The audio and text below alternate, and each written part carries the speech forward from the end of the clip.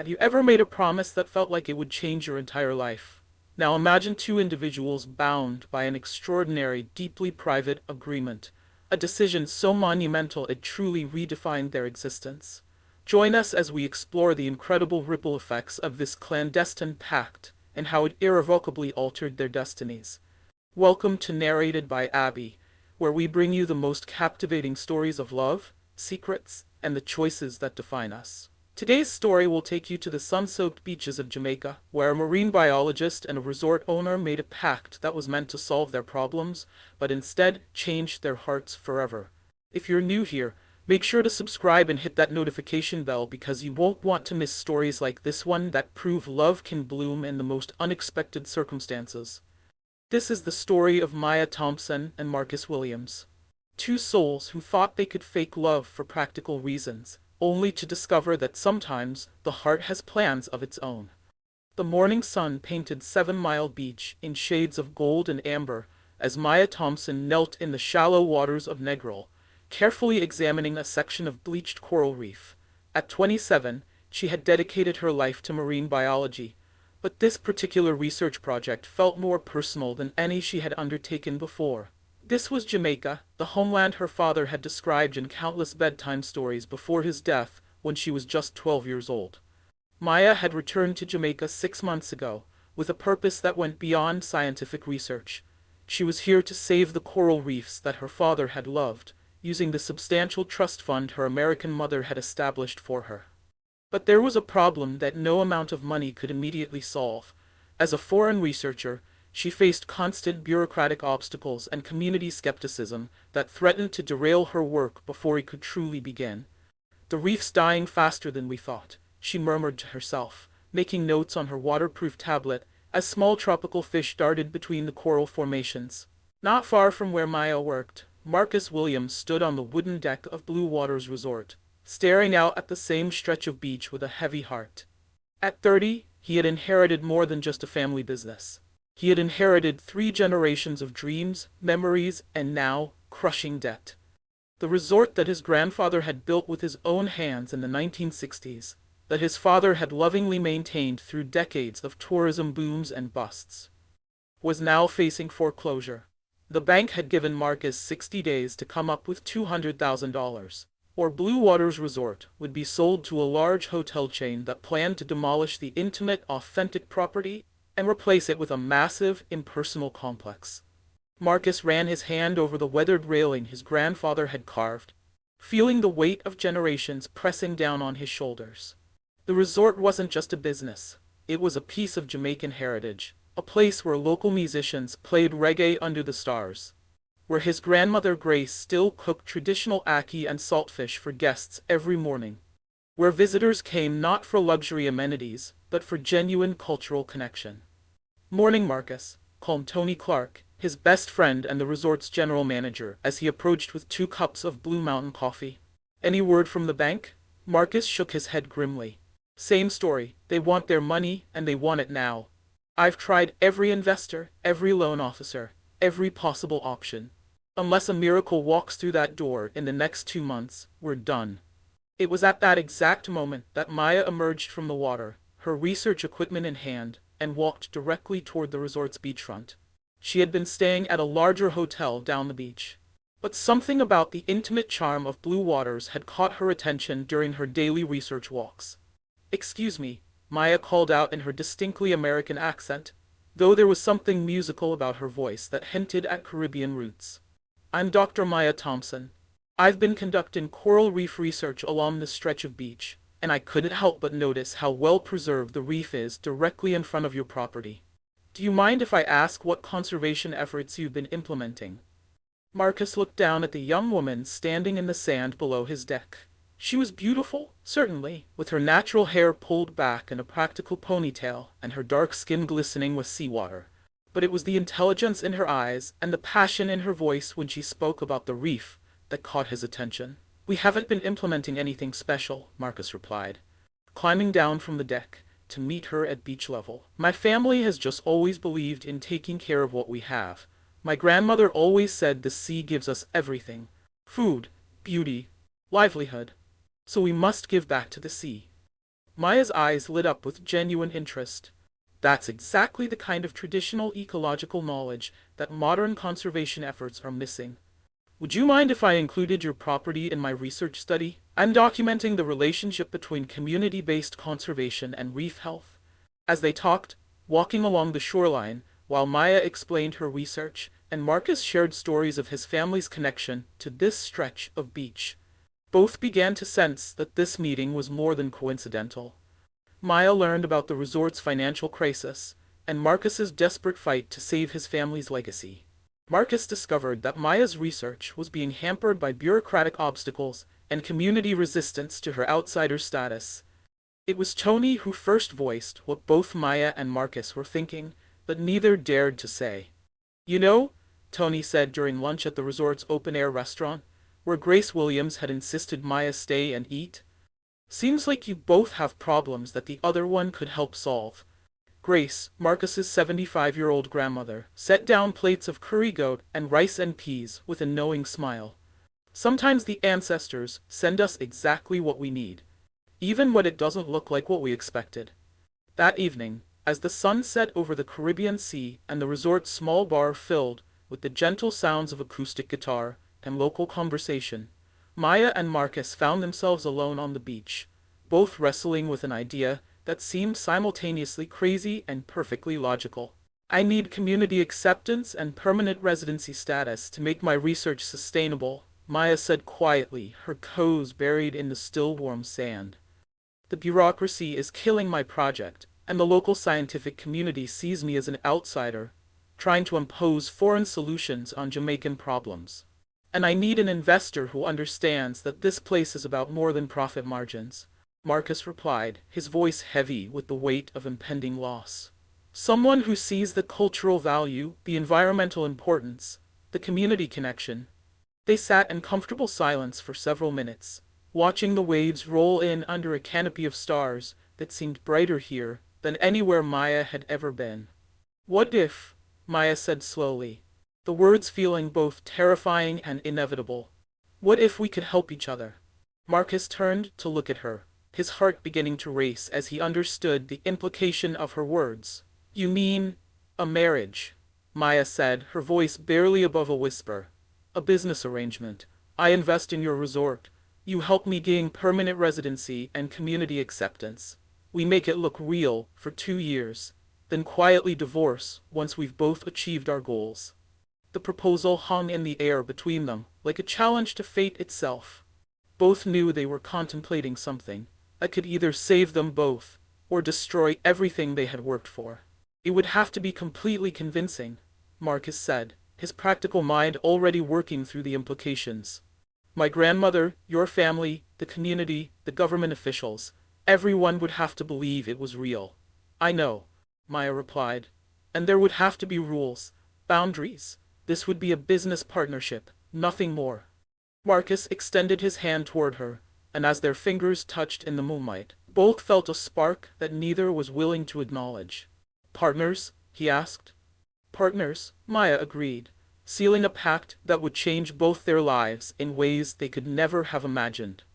As they shook hands on the beach that night, with the sound of reggae music drifting from the resort, and the gentle waves lapping at their feet, neither Maya nor Marcus could have predicted that their carefully planned deception would become the most honest thing either of them had ever done. The morning after their moonlit agreement, Maya and Marcus met at sunrise to begin the most elaborate performance of their lives. They had spent hours the night before establishing the rules of their arrangement, creating a timeline for their fake relationship, and discussing every detail that would need to be perfect to convince the world that their love was real. "We need to start slowly," Maya had insisted, her scientific mind approaching their deception with methodical precision. "A whirlwind romance would be suspicious. We need to build a believable foundation." Marcus had agreed, though something about the clinical way she discussed their fake relationship left him feeling oddly disappointed. "My grandmother has been trying to set me up for years. She'll be thrilled, but she's also sharp. If anyone's going to see through this, it'll be Grace." Their first public appearance as a couple was at the Negril craft market, where Maya had suggested they go to buy supplies for her research station. As they walked hand in hand through the colorful stalls, filled with hand-carved wooden sculptures, vibrant paintings, and aromatic spices, both were acutely aware of how their fingers intertwined, how Marcus's thumb traced gentle circles on Maya's palm, how natural it felt, despite being completely artificial. "You're a good actor," Maya whispered as Marcus helped her select fresh Scotch bonnet peppers from a vendor who clearly knew him well. "So are you," he replied, but there was something in his voice that made Maya glance at him curiously. The vendor, an elderly woman named Miss Pearl who had known Marcus since he was a child, beamed at them with obvious delight. "Marcus, me boy, who dis beautiful young lady you bring to see me?" "Miss Pearl, this is Maya," Marcus said, his arm sliding naturally around Maya's waist. "She's a marine biologist doing important work on our reefs." "Ah, so you're the one I hear about," Miss Pearl exclaimed, her eyes twinkling with mischief. "The whole community talking about the pretty American girl who loved the sea like she'd born here. And now I see why Marcus been smiling so much lately." Maya felt her cheeks warm, both from the compliment and from the way Marcus's hand tightened protectively on her waist when Miss Pearl mentioned the community gossip. She hadn't realized that people had been talking about her, or that her presence had been affecting Marcus's demeanor. "We're taking things slow," Maya said, the lie feeling strange on her tongue. "Getting to know each other." "Slow is good," Miss Pearl nodded approvingly. "But not too slow, you hear? Life's short, and love don't wait for nobody." As they walked away from the market, their arms full of fresh produce and local crafts, Maya found herself thinking about Miss Pearl's words. The older woman had spoken about love with such certainty, as if she could see something that Maya and Marcus themselves couldn't. "She likes you," Marcus observed as they loaded their purchases into his jeep. "Miss Pearl doesn't warm up to outsiders easily, but she took to you immediately." "Is that part of the plan working?" Maya asked, trying to keep her tone light and businesslike. Marcus paused and arranging the bags, something flickering across his face that Maya couldn't quite read. "Yeah," he said after a moment, "the plan is working perfectly." Their next challenge came 3 days later when Maya's research supervisor, Dr. James Chen, arrived from the University of Miami for an unexpected site visit. Maya had mentioned her new relationship in passing during their weekly video calls, but she hadn't prepared for the scrutiny of someone who had known her for 5 years and could read her like a book.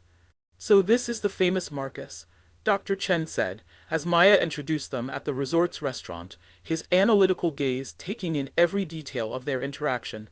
"Maya's told me so much about you." Marcus, who had been briefed extensively on Maya's academic background and research goals, smiled warmly and extended his hand. "All good things, I hope.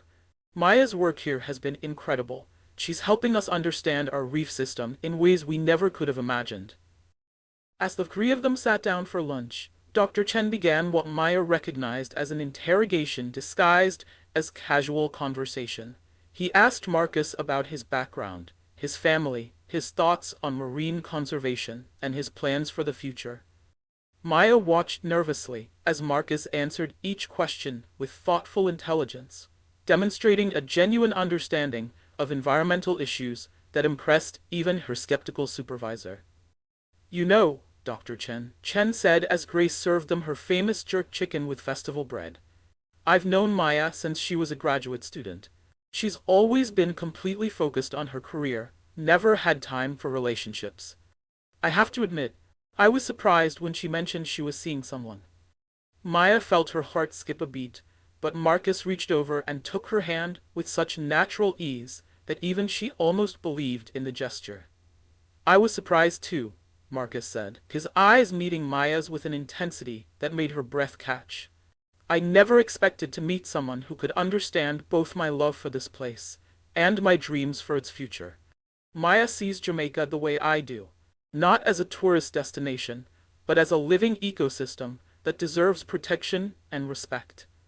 The sincerity in his voice was so convincing that Maya found herself staring at him, wondering if he was still acting, or if he meant every word.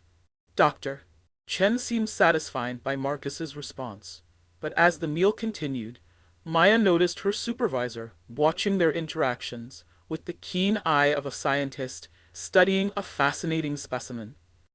When Marcus excused himself to check on something in the kitchen, Dr. Chen leaned forward, with a knowing smile. He's not what I expected, he said quietly. What do you mean? Maya asked, trying to keep her voice casual. I expected someone who was impressed by your credentials. Maybe a little intimidated by your intelligence. Instead, I see a man who challenges you intellectually and matches your passion for conservation. That's rare, Maya. Don't let this one get away.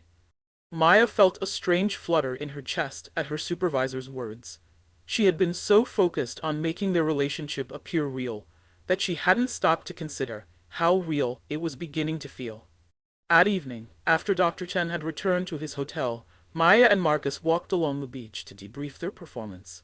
The moon was full, casting silver paths across the water, and the air was filled with the scent of night-blooming jasmine from the resort's gardens. I think he bought it, Maya said, kicking at the sand as they walked. You were very convincing. So were you, Marcus replied. When you looked at me during lunch, for a moment I almost believed it myself. They stopped walking, both suddenly aware of the weight of his words. In the moonlight, with the sound of waves providing a romantic soundtrack, and the warm Caribbean breeze stirring Maya's hair, the line between performance and reality seemed dangerously thin. Marcus, Maya began, but he held up a hand to stop her. I know, he said. This is just business. We both have goals, and this arrangement helps us achieve them. I'm not going to complicate things by forgetting that. But even as he said the words, Marcus found himself studying the way the moonlight played across Maya's face, the way her eyes reflected the stars, the way her lips parted slightly, as if she wanted to say something she couldn't quite voice. Good, Maya said, though her voice sounded less certain than her words. Because we can't afford to let emotions complicate this. Too much is at stake. As they walked back toward the resort, both were quiet, lost in thoughts they weren't ready to share. Neither wanted to admit that their carefully constructed deception was becoming more difficult to maintain. Not because they were bad at pretending to be in love, but because they were becoming frighteningly good at it. The real test came the following week, when Maya's mother, Rose Thompson, called to announce that she would be flying down from New York to meet Marcus. Rose was a successful investment banker who had never approved of Maya's decision to pursue marine biology instead of following her into finance. The news that her daughter was seriously involved with someone, especially someone she had met in Jamaica, had triggered every protective instinct Rose possessed. She's going to hate me, Marcus said, as they prepared for Rose's arrival, pacing nervously around Maya's temporary research station that had been set up in one of the resort's beachfront cabanas. She's going to hate both of us when she finds out the truth, Maya replied, organizing her research notes with obsessive precision. My mother has a talent for seeing through deception. She built her career on reading people and identifying their weaknesses. Then maybe we should tell her the truth, Marcus suggested. Explain that this is a business arrangement that benefits both of us. Maya looked up from her papers, her expression horrified. Absolutely not. My mother would never understand. She'd see it as me using my trust fund irresponsibly, and you as someone taking advantage of her daughter. She'd find a way to stop the whole thing. When Rose Thompson arrived at Blue Waters Resort 3 days later, she brought with her the kind of polished sophistication that made everyone around her feel slightly underdressed. At 55, she was still strikingly beautiful, with silver-streaked hair pulled into an elegant chignon and the kind of designer wardrobe that looked effortless, but cost more than most people made in a year. Grace Williams, who had been nervously preparing for days, greeted Rose with traditional Jamaican hospitality, offering her fresh coconut water and homemade gizzada, while apologizing for the resort's humble accommodations. Mrs. Thompson, Grace said, her voice carrying the musical lilt of authentic Jamaican patois. Welcome to our little piece of paradise. We're so happy to meet Maya's mother. Rose accepted the coconut water with a polite smile, but Maya could see her taking mental notes about everything. The resort's rustic charm, Grace's warm but simple manner, the casual atmosphere that was so different from the luxury hotels Rose was accustomed to. Thank you for having me, Rose said graciously. I have to admit, I was curious to see the place that captured my daughter's heart. The double meaning in her words wasn't lost on anyone, and Maya felt Marcus tense beside her as they prepared for what would essentially be a job interview disguised as a family dinner. That evening, as they sat around a table on the resort's terrace, with Grace's curry goat and rice and peas filling the air with aromatic spices, Rose began her own version of the interrogation Dr. Chen had conducted days earlier. But where Dr. Chen had been academically curious, Rose was personally protective. "So Marcus," Rose said, cutting her meat with surgical precision, "Maya tells me you're trying to save your family's resort. That's admirable. But I have to ask, what are your long-term financial projections? Tourism is such an unstable industry." Maya watched Marcus's jaw tighten slightly, but his voice remained calm and respectful. "You're right that tourism has its challenges, Mrs. Thompson, but Blue Waters isn't just a tourist destination. It's a community hub, a cultural preservation site, and now, thanks to Maya's research, an important conservation area. We're developing multiple revenue streams that will make us more resilient." "And how do you plan to fund this diversification?" Rose pressed. "Do you have investors lined up?" Maya felt her cheeks burn with embarrassment at her mother's bluntness, but Marcus answered with quiet dignity. "We're exploring several options. Maya has been incredibly helpful in connecting us with environmental organizations that support community-based conservation." Rose's eyes sharpened at the mention of Maya's involvement. "I see. And how does Maya's trust fund factor into your business plans?" The question hung in the air like a challenge, and Maya felt her carefully constructed world beginning to crumble. This was exactly what she had feared, her mother reducing their relationship to a financial transaction. But Marcus surprised her by setting down his fork and looking Rose directly in the eye. "Mrs. Thompson, I understand your concern. You're wondering if I'm with your daughter for her money. The truth is, Maya's trust fund could solve my problems overnight, but that's not why I'm with her." "Then why are you with her?" Rose asked, her voice softening slightly. Marcus turned to look at Maya, and in his eyes she saw something that made her heart race, a tenderness that seemed too genuine to be part of their performance. "Because she sees this place the way I do," he said quietly. "Because she understands that some things are worth more than money. Because when she talks about the reef, her whole face lights up with the same passion I feel when I talk about preserving my family's legacy. Because she makes me want to be better than I am." The sincerity in his voice was so complete that Maya found herself blinking back tears. For a moment, she forgot that they were acting, forgot that this was all part of their carefully planned deception. In that moment, Marcus's words felt like the most honest thing anyone had ever said about her. Rose studied them both for a long moment, her investment banker's instincts warring with her mother's heart. Finally, she reached across the table and took Maya's hand. "I can see that you care about each other," she said softly, "and I can see that this place means something to both of you. But Maya, honey, are you sure this is what you want? You have so many opportunities, so many options. Are you ready to tie your future to someone else's dreams?" Maya looked at Marcus, at Grace, who was watching them with hopeful eyes, at the resort that had become more like home than anywhere she had ever lived. When she spoke, her voice was steady and sure. "Mom, for the first time in my life, I feel like I'm exactly where I'm supposed to be." And as the words left her mouth, Maya realized with a shock that they were completely true. 3 months into their arrangement, Maya and Marcus had settled into a rhythm that felt surprisingly natural. Maya had moved into one of the resort's beachfront suites, officially to be closer to her research sites, but practically to maintain the appearance of their deepening relationship. Marcus had helped her establish a proper marine research station, complete with laboratory equipment, funded by her trust fund investment in the resort. The financial injection had been immediate and transformative. Blue Waters Resort was no longer facing foreclosure. And Marcus had been able to implement the conservation and cultural preservation programs he had dreamed about for years. The resort now offered guided reef tours led by Maya, traditional cooking classes with Grace, and evening cultural performances featuring local musicians and storytellers. But the changes went far deeper than business improvements. Maya found herself waking each morning to the sound of Marcus's voice as he discussed the day's plans with Tony, the gentle rumble of his laughter mixing with the sound of waves outside her window. She had started joining him for his early morning swims, initially telling herself it was for her research, but increasingly admitting that she simply enjoyed his company.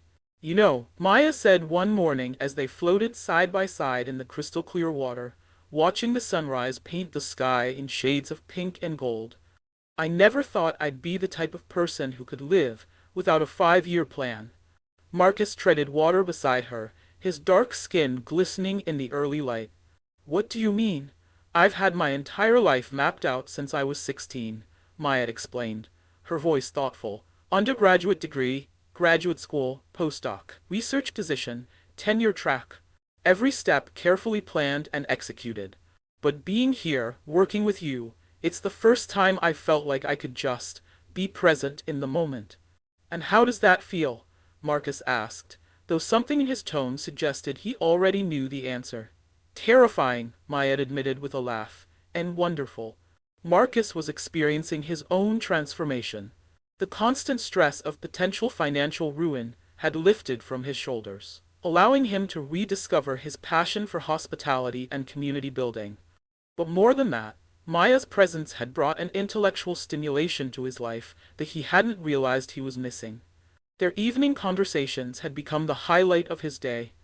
After the resort's guests had retired and the staff had finished their duties, Maya and Marcus would sit on the beach or on his apartment's small balcony, talking about everything from coral reef ecology to Jamaican history to their dreams for the future.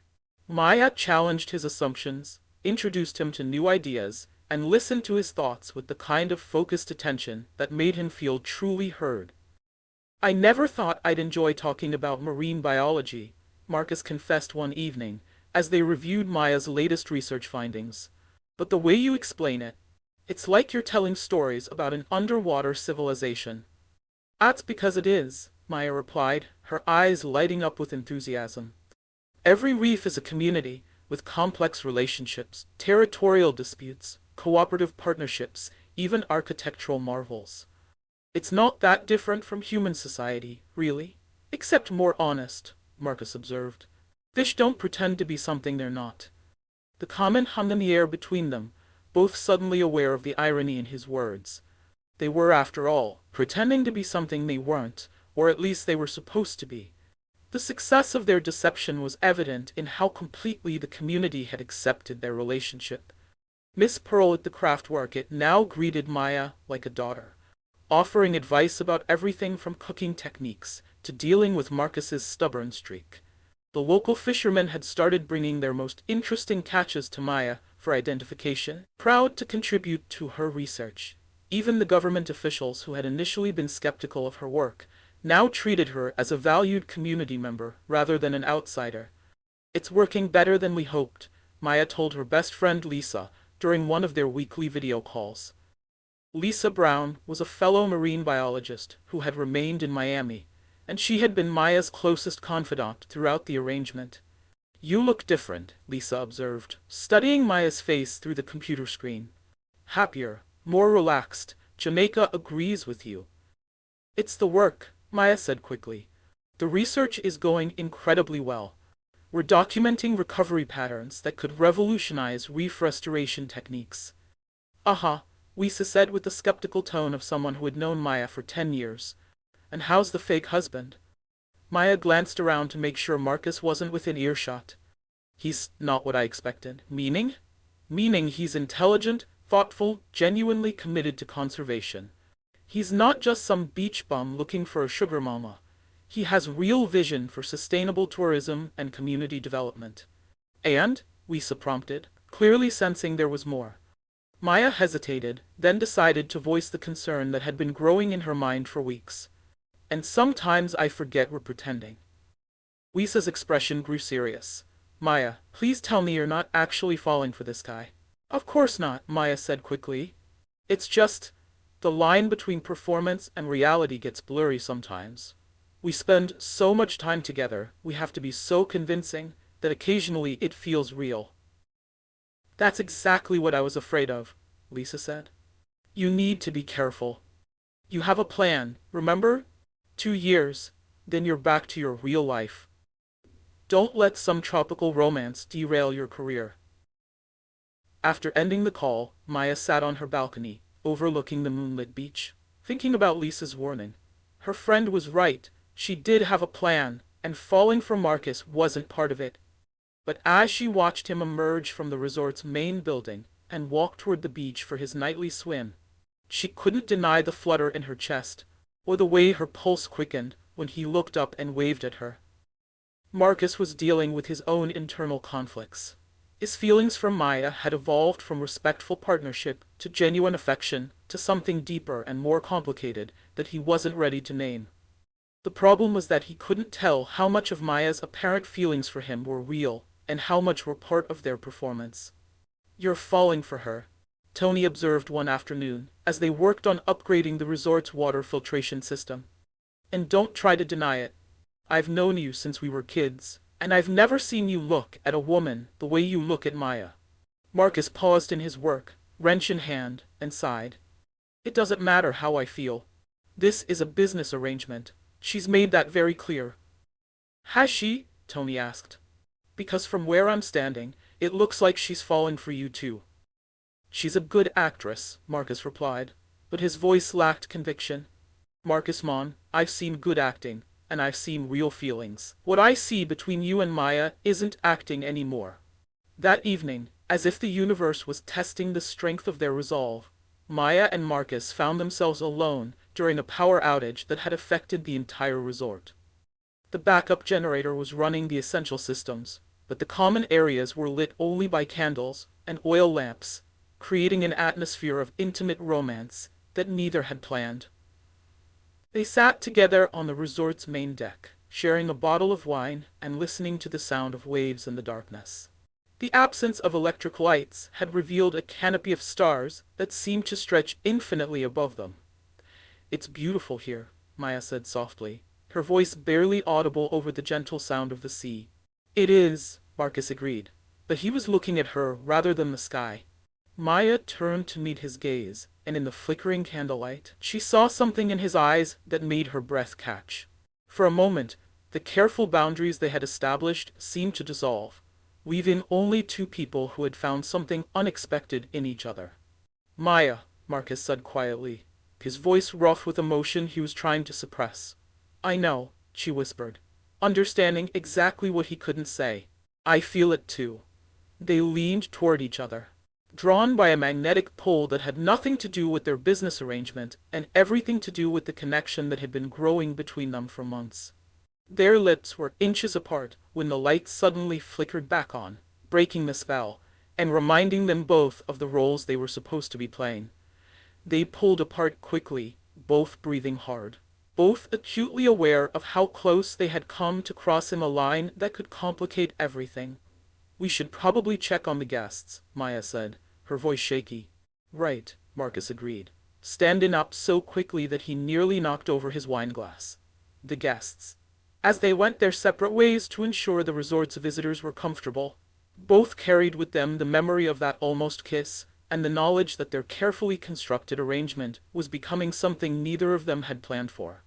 The consequences of their growing feelings became apparent in subtle ways over the following weeks.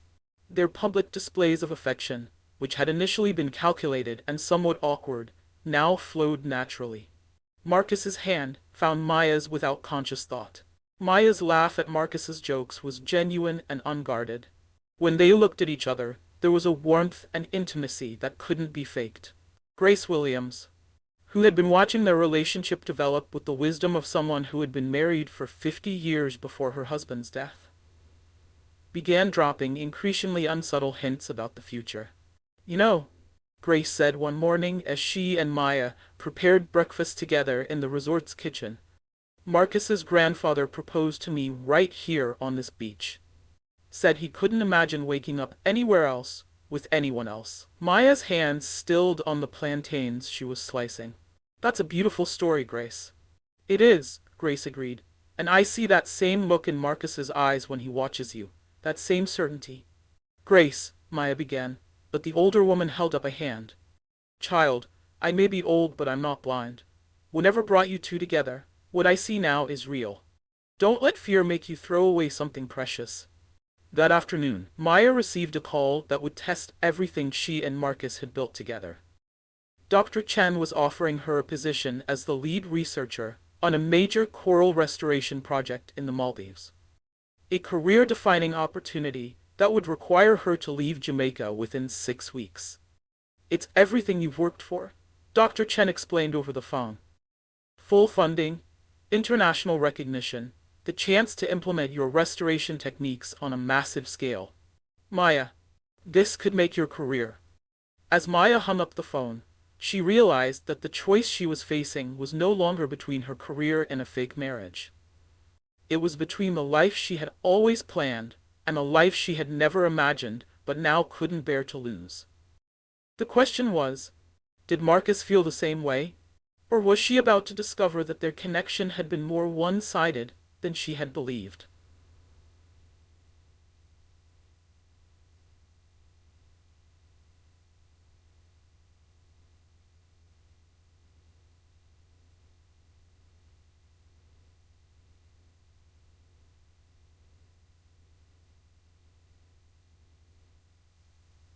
The job offer in the Maldives created the first serious crack in the carefully constructed world Maya and Marcus had built together.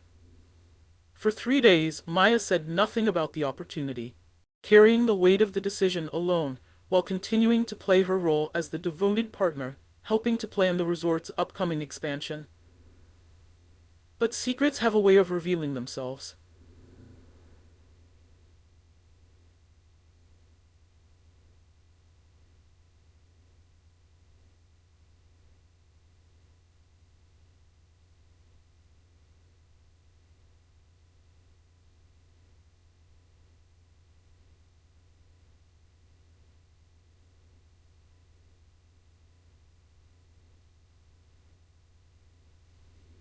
The job offer in the Maldives created the first serious crack in the carefully constructed world Maya and Marcus had built together. For 3 days, Maya said nothing about the opportunity, carrying the weight of the decision alone, while continuing to plan the resort's upcoming expansion. But secrets have a way of revealing themselves. Especially between two people who had learned to read each other's moods and expressions with intimate accuracy. "You've been different since Tuesday," Marcus observed as they walked along the beach after dinner, their usual evening ritual that had become as natural as breathing. "Distracted, like your mind is somewhere else." Maya felt her chest tighten with guilt. "Just thinking about the research data. We're at a critical point in the restoration project." Marcus stopped walking and turned to face her, his expression serious in the moonlight. "Maya, we've been doing this for 6 months. I know when you're excited about your research, and I know when something else is bothering you. What's going on?" The concern in his voice, the genuine care that had nothing to do with their business arrangement, nearly broke Maya's resolve. She wanted to tell him about the job offer, wanted to share her confusion and ask for his advice. But admitting that she was considering leaving would mean acknowledging that their relationship had become more than just a convenient fiction. "It's nothing," she said, forcing a smile. "Just tired, I guess." Marcus studied her face for a long moment, clearly not believing her, but he didn't press the issue. Instead, he took her hand, and they continued their walk, in a silence that felt heavy with unspoken truths. The second crack appeared 2 days later, when Lisa arrived for an unannounced visit. Maya's best friend had been growing increasingly concerned about their phone conversations, sensing that Maya was becoming too emotionally invested in her fake marriage. Lisa had decided that an in-person intervention was necessary. "Surprise!" Lisa called out, as she emerged from a taxi at the resort's entrance, her suitcase in hand and a determined expression on her face. Maya, who had been reviewing research data with Marcus on the main deck, felt her blood run cold. Lisa knew the truth about their arrangement, and her friend had never been good at hiding her thoughts or controlling her tongue. "Lisa," Maya exclaimed, jumping up to greet her friend with a hug that was equal parts genuine affection and desperate damage control. "What are you doing here?" "I had some vacation time, and I wanted to see this paradise you've been raving about," Lisa replied, her eyes already scanning the resort and taking in every detail. "And I wanted to meet the famous Marcus." Marcus, who had been briefed about Lisa but had never met her, stood and extended his hand with his characteristic warm smile. Lisa, it's wonderful to finally meet you. Maya talks about you constantly. I bet she does, Lisa said, shaking his hand while studying his face with the intensity of a scientist examining a specimen. I'm looking forward to getting to know you better. Over the next 24 hours, Lisa subjected Marcus to the kind of scrutiny that would have made Maya's mother seem subtle by comparison. She asked probing questions about his relationship with Maya, his future plans, and his feelings about her career. But more dangerously, she watched their interactions with the trained eye of someone who knew Maya better than anyone else in the world. You're in love with him, Lisa announced bluntly when she and Maya were alone on the beach the next morning. Don't be ridiculous, Maya replied, but her voice lacked conviction. This is a business arrangement, remember? We both have goals we're trying to achieve. Maya, I've known you for 10 years. I've seen you with boyfriends. I've seen you passionate about your work. I've seen you excited about opportunities. But I've never seen you look at anyone the way you look at Marcus. Maya felt her carefully constructed defenses beginning to crumble. Even if that were true, it doesn't matter. He's not in love with me. He's grateful for the financial help, and he's a good enough actor to make our arrangement convincing. But that's all this is. Are you kidding me? Lisa stared at her in disbelief. Maya, that man is head over heels in love with you. It's written all over his face every time he looks at you. The way he listens when you talk. The way he anticipates what you need. The way he lights up when you enter a room. That's not acting. You're wrong, Maya insisted. But even as she said the words, she felt a flutter of hope in her chest. Then test it, Lisa challenged. Tell him about the job offer in the Maldives. See how he reacts. Maya's face went pale. How do you know about that? Dr. Chen called me to ask if I thought you'd accept. He's concerned that you haven't responded yet, and he wanted my opinion on whether your personal situation in Jamaica might be affecting your judgment. The weight of the secret Maya had been carrying suddenly felt unbearable. I can't tell Marcus about the job. It would complicate everything. Everything's already complicated, Lisa pointed out. The question is whether you're going to be honest about it, or keep living in this fantasy world you've created. That evening, Lisa's presence at dinner created an undercurrent of tension that everyone could feel, but no one could name. Grace had prepared a feast of traditional Jamaican dishes, and the resort's small dining area was filled with the warm glow of oil lamps and the gentle sound of acoustic guitar from a local musician. So Marcus, Lisa said as they shared a plate of Grace's famous ackee and saltfish. What are your long-term plans for the resort? I imagine Maya's research project won't last forever. Maya nearly choked on her food, recognizing the loaded nature of the question. Marcus, unaware of the minefield he was navigating, answered with his usual thoughtful honesty. We're developing a sustainable tourism model that can support ongoing conservation work, he said. Maya's research has shown us how to balance economic development with environmental protection. We're hoping to create a template that other Caribbean communities can replicate. That sounds like a long-term commitment, Lisa observed, her eyes flicking between Marcus and Maya. What happens if Maya gets other opportunities? Her career is really taking off. Marcus's expression grew thoughtful, and Maya saw something flicker in his eyes, a vulnerability that made her heart ache. Maya's career is important, he said quietly. If an opportunity came up that was right for her, we'd figure out how to make it work. Love means supporting each other's dreams, even when it's difficult. The sincerity in his voice was so complete that Lisa's skeptical expression softened, and Maya felt tears prick at her eyes. In that moment, she realized that Marcus wasn't just playing a role. He was speaking from his heart about a future he genuinely wanted with her. But the moment of revelation was interrupted by the arrival of an unexpected guest. Tony appeared at their table with a worried expression, followed by a well-dressed man in his 50s who looked distinctly out of place in the resort's casual atmosphere.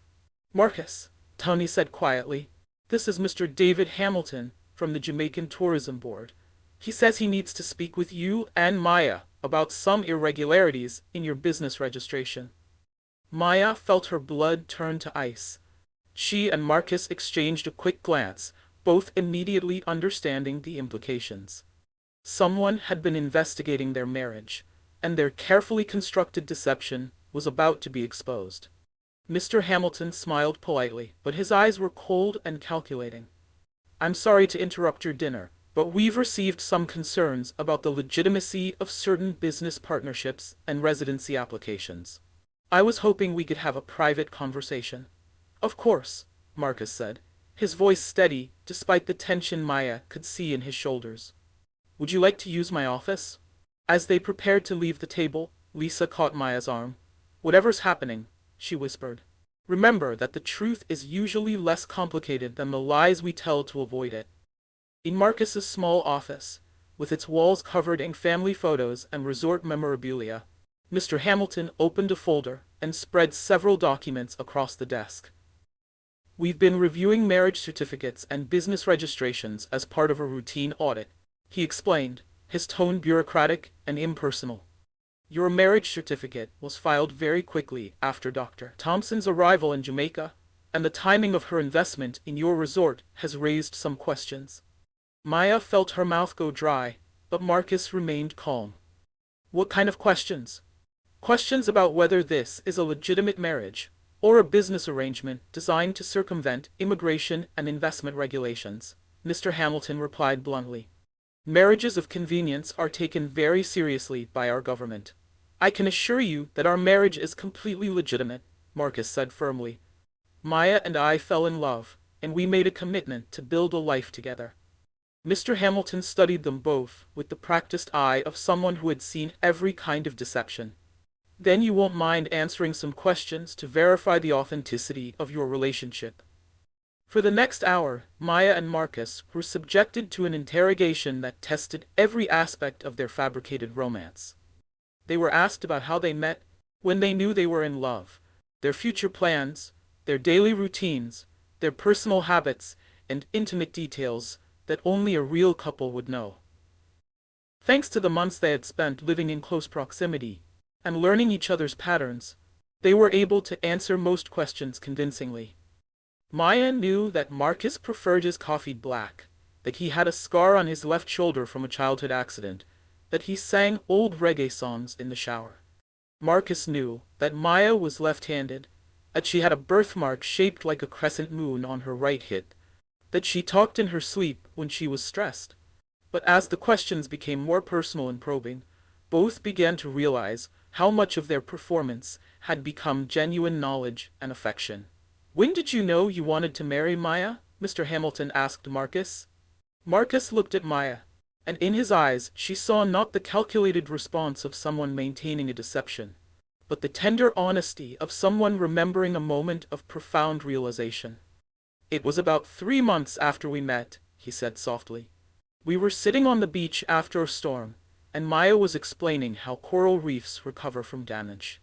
She said that sometimes the most beautiful growth happens in the places that have been broken. I realized that she wasn't just talking about coral, she was talking about life, about healing, about the possibility of becoming something stronger than you were before. That's when I knew I wanted to spend my life with someone who could see beauty in brokenness and hope in destruction. Maya stared at him, her heart pounding. She had never heard him tell that story before, and the emotion in his voice was so raw and genuine that she knew he wasn't acting. Mr. Hamilton seemed satisfied by Marcus's response, but he had one more question that would prove to be the most dangerous of all. Dr. Thompson, he said, turning to Maya, you have a PhD in marine biology from a prestigious university. You could work anywhere in the world. Why did you choose to tie your future to a small resort in Jamaica? Maya looked at Marcus, at the man who had become so much more than a business partner, and realized that she was about to answer the question with complete honesty from the first time since their arrangement began. Because, she said, her voice steady and sure, I've spent my entire life studying how ecosystems work, how different species depend on each other for survival and growth. But I never understood what that meant until I came here. Marcus and I, this place, this community, we're not just compatible, we're symbiotic. We make each other better, stronger, more complete than we could ever be alone. As the words left her mouth, Maya realized she had just confessed her true feelings, not just to a government official, but to Marcus and to herself. The look in Marcus's eyes told her that he understood exactly what she had revealed. Mr. Hamilton closed his folder and stood up. Thank you both for your cooperation. Based on our conversation tonight, I'm satisfied that your marriage is legitimate. You should receive confirmation of Dr. Thompson's permanent residency status within the week. After he left, Maya and Marcus sat in the office in stunned silence, both processing what had just happened. They had passed the test, secured Maya's legal status, and protected their arrangement. But in doing so, they had also exposed truths that neither had been prepared to confront. Maya, Marcus began, but she held up a hand to stop him. I need to tell you something, she said, her voice shaking. I got a job offer. In the Maldives. It's everything I've ever worked for, and I have to give them an answer by tomorrow. Marcus felt the words hit him like a physical blow. When? A week ago. And you didn't tell me? Maya saw the hurt in his eyes and felt her heart break. I didn't know how. I didn't know what it would mean for us, for our arrangement. Our arrangement, Marcus repeated, his voice hollow. Right, I forgot that's what this is. He stood up and walked to the window, looking out at the moonlit beach where they had shared so many conversations, so many moments that had felt real and precious. What are you going to do? He asked without turning around. Maya stared at his back, at the tension in his shoulders, at the man she had fallen in love with, despite every rational thought in her head. I don't know, she whispered. I honestly don't know. Maya didn't sleep that night. She walked the beach until dawn, wrestling with a decision that would define the rest of her life. The job in the Maldives represented everything she had worked toward. International recognition, unlimited research funding, the chance to make a global impact on coral reef conservation. It was the culmination of 15 years of education, sacrifice, and single-minded dedication to her career. But as she watched the sunrise paint the Caribbean sky in shades of pink and gold, Maya realized that somewhere along the way, her definition of success had changed. The woman who had arrived in Jamaica 8 months ago would have accepted the job without hesitation. But that woman had never experienced the deep satisfaction of community-based conservation, had never felt the joy of seeing her research directly benefit the people who lived alongside the reefs she studied, had never known what it meant to be part of something larger than herself, and that woman had never been in love. As the resort began to stir with the sounds of early morning activity, Maya made her decision. She walked back to her suite, picked up her phone, and called Dr. Chen. Maya, her supervisor answered on the first ring, clearly having been waiting for her call. Please tell me you're calling with good news. I'm calling to decline the position, Maya said, her voice steady, despite the magnitude of what she was giving up. There was a long silence on the other end of the line.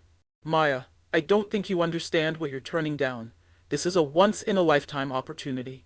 I understand completely, Maya replied, and I'm grateful that you thought of me. But I've found something here that I can't replicate anywhere else. My work in Jamaica is making a real difference, not just scientifically, but socially and economically. I can't walk away from that. This is about the man, isn't it? Dr. Chen asked, his voice tinged with disappointment. Maya, you're throwing away your career for a romance. No, Maya said firmly. I'm choosing a different kind of career. One that integrates research with community development and conservation education. And yes, it's also about Marcus. I'm in love with him, and I'm not going to pretend otherwise anymore.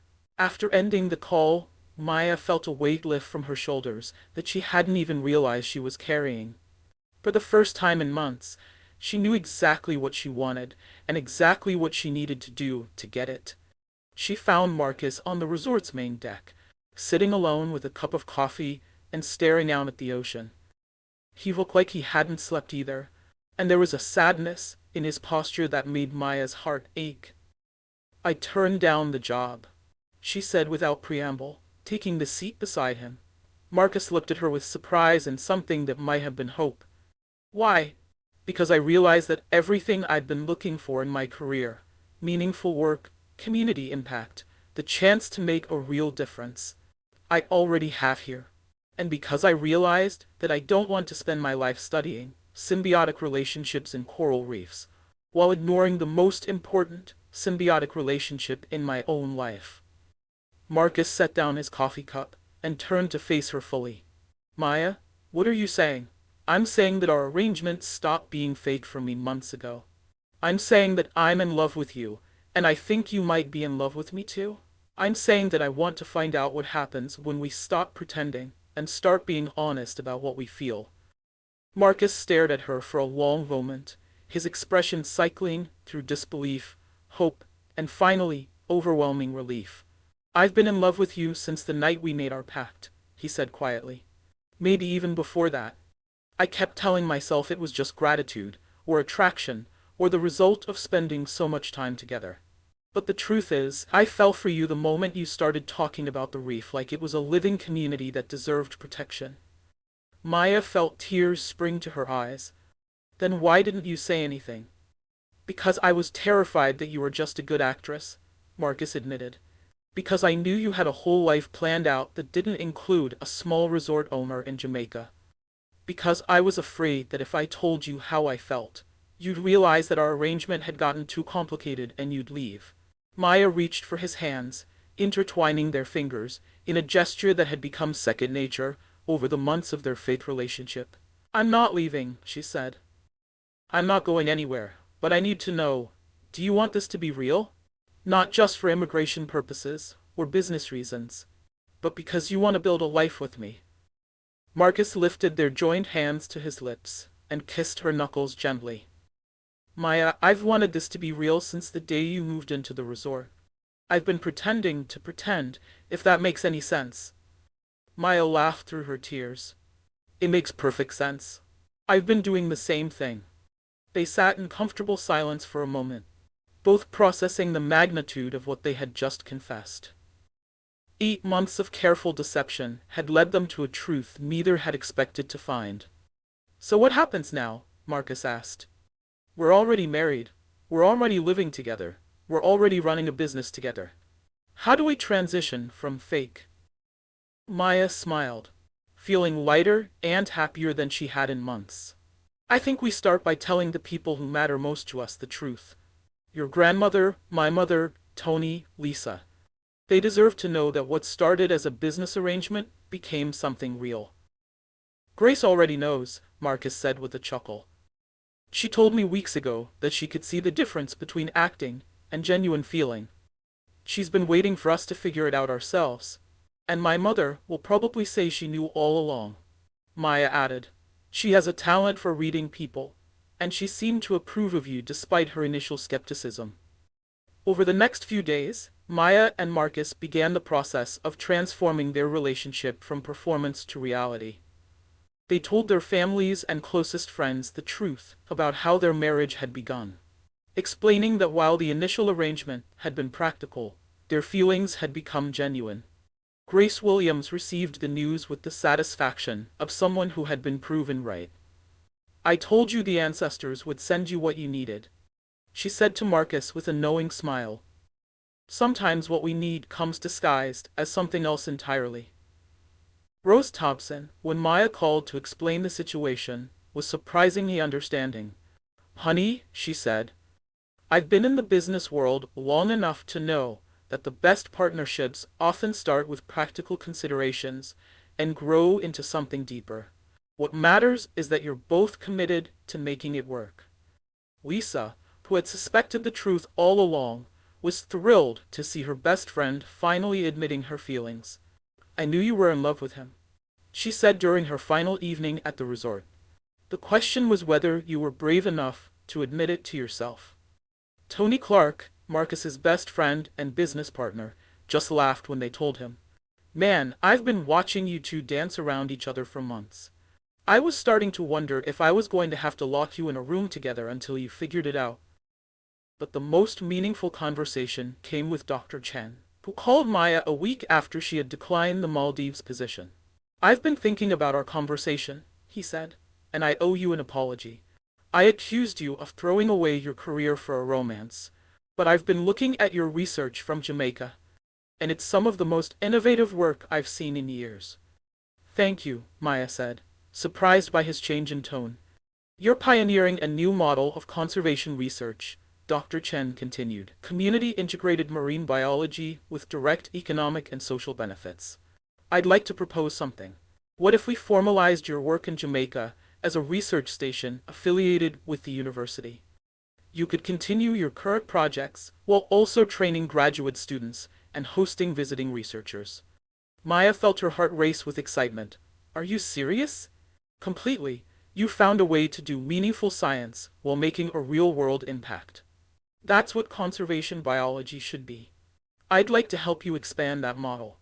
The proposal would allow Maya to have the best of both worlds.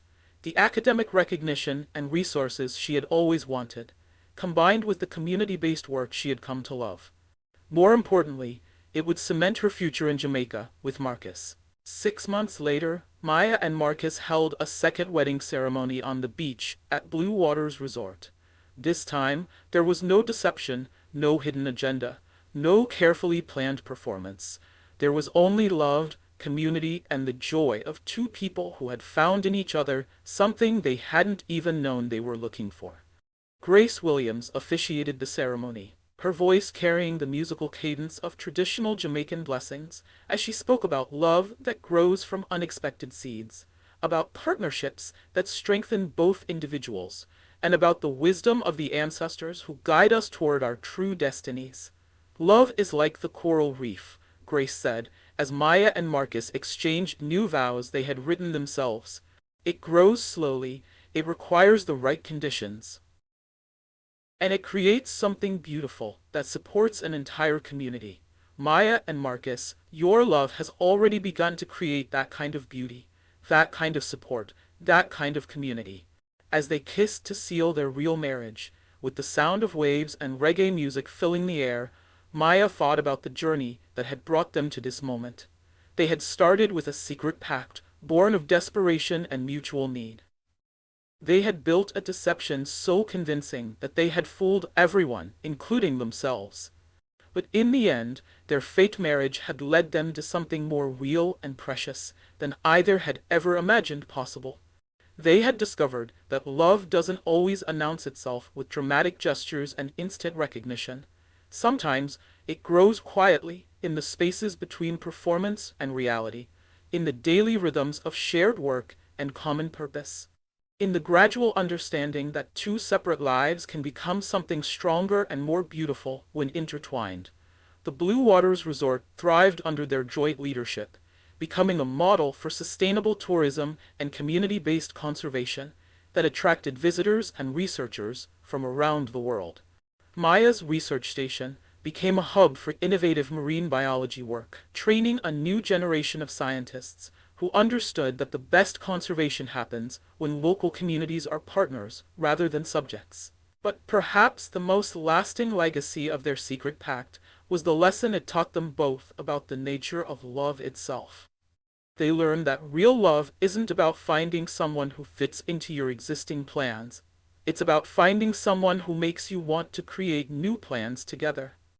It's about discovering that the most important promises aren't the ones you make in desperation, but the ones you choose to keep when desperation has passed and only choice remains.